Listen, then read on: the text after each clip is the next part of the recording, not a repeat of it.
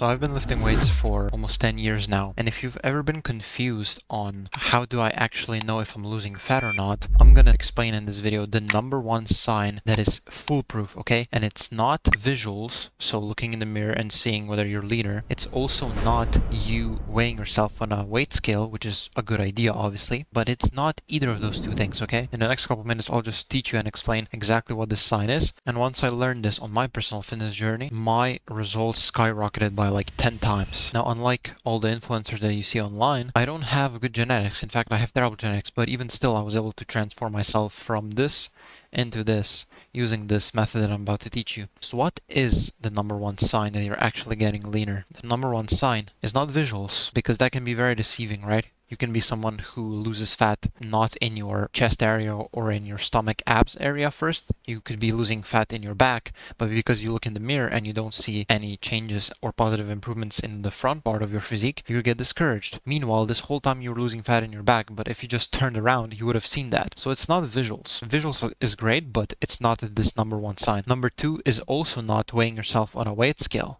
You should do that because it's a great method, but it shouldn't be the number one sign that you're relying on. If you've been on your weight loss journey for a bit, you will have noticed that your weight sometimes just goes up for no reason. One day is up, the next day is down. It's not that accurate, but this method is literally so accurate, and it's very simple. To know whether you're actually getting shredded, ripped, lean, whether you're actually losing fat, you just have to ask yourself this one question. Am I going to bed slightly hungry?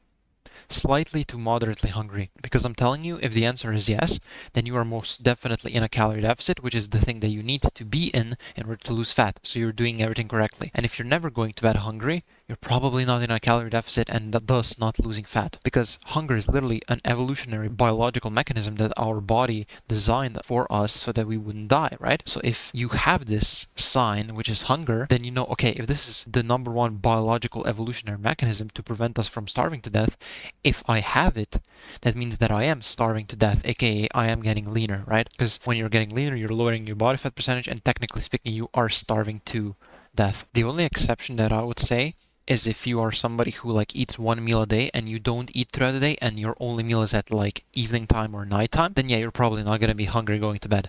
But if you eat not in this way, if you eat in any other way, then you should be at least somewhat hungry when you go to bed. That is the number one sign that will tell you whether you're actually in a deficit, thus losing fat, okay? This is the number one sign. It has worked for me countless times. Like it works like clockwork, basically, because every single time that I've gone to bed hungry, I've woken up leaner the next day. It's literally foolproof, okay? So just ask yourself this question. Am I going to bed slightly or moderately hungry? If you like this video, then you can watch this video next, and I'll see you there. Goodbye.